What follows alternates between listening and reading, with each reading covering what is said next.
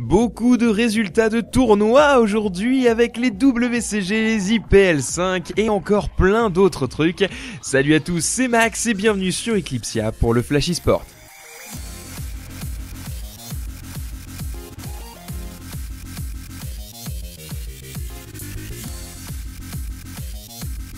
On commence avec les World Cyber Games ou WCG pour les intimes et la victoire de Parting sur SC2 qui s'impose face à notre cher français Adel Scott en finale sur le score de 2-0.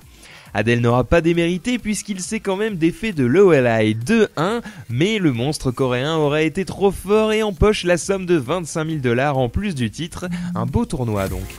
Et sur Dota 2, c'est avec surprise que l'on constate que les IG remportent la victoire. S'ils avaient été moins performants lors des récents tournois comme la G1 League, ils ont cette fois-ci remporté la victoire face au DK et repartent donc avec 20 000 $. On sera cela dit surpris de constater que les outsiders biélorusses de Devil Mice finissent 3e en ayant poutré Orange eSport 2-0 en petite finale. Un peu de changement, ça fait toujours plaisir. Enfin, on termine par FIFA 12. Oui, FIFA 12. L'Allemand Deto conserve son titre en battant le Polonais Bartas 2-1.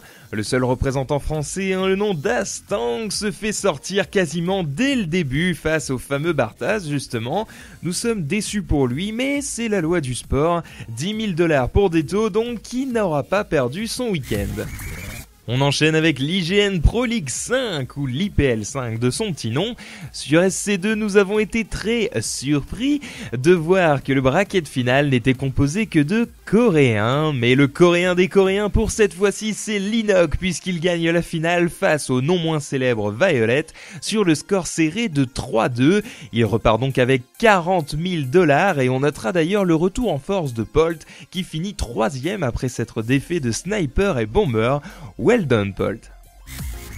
On passe sur League of Legends maintenant et les World Elite sont décidément en très grande forme. Après The Champion Summer et Enter the Dragon, les Bougres s'octroient la victoire des IPL5 face à Fnatic qui aura tout de même éjecté les champions de la saison 2 Taipei Assassins pour atteindre la finale. Les Taipei terminent tout de même 3e après la victoire 2-0 face au Moscow 5 en loser bracket. Au final, les Chinois repartent avec 50 000 $. Décidément, c'est leur saison et on espère pour eux que ça va continuer. Sur Shootmania, c'est à notre très grande surprise que l'on constate la victoire des Colwen face au Fnatic, qui, il faut tout de même le noter, se sont qualifiés sur place lors du Last Chance Qualifier. Mais si l'équipe de Strengths, GP et le Game avaient fini par se relever suite à ce manque de réussite sur les précédents qualifiers, cela n'a pas empêché AKM, Wins et Stermi de leur marcher dessus en remportant cette finale 3-0. Les deux frères et leurs coéquipiers italiens repartent donc avec les 30 000 $ de Mago. Joli lot de consolation pour l'équipe de Strengths qui repart, cela dit, avec 15 000 boules. Ça passe plutôt bien. En ce qui concerne les restes du monde, Sniper remporte le dernier code S de l'année, le trophée GSL qui va avec et les 42 000 $ de Pactol. Le joueur mexicain Mayor quitte l'équipe Root Gaming. L'équipe coréenne domine pour le moment 5-4 face à l'équipe World. On notera d'ailleurs au passage la belle performance de notre mascotte locale Stefano sur ce show match d'envergure. Et enfin, après la DreamHack Winter, l'équipe suédoise de CSGO Ninjas in Pyjamas récidive et remporte le Prague Mindsport Festival. Une fois de plus face à nos chers français de VA Games, les mecs ont déjà les bombasses et en plus ils repartent avec la victoire. Égoïste.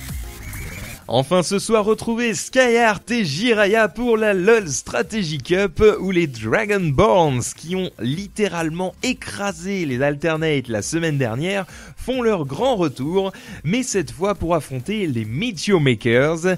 Est-ce que ceux-ci opposeront plus de résistance? Réponse ce soir 20h sur le CTV. Voilà, le Flash eSport, c'est fini pour aujourd'hui. On se retrouve demain pour plus de news sur Eclipsia. Allez, tard plus.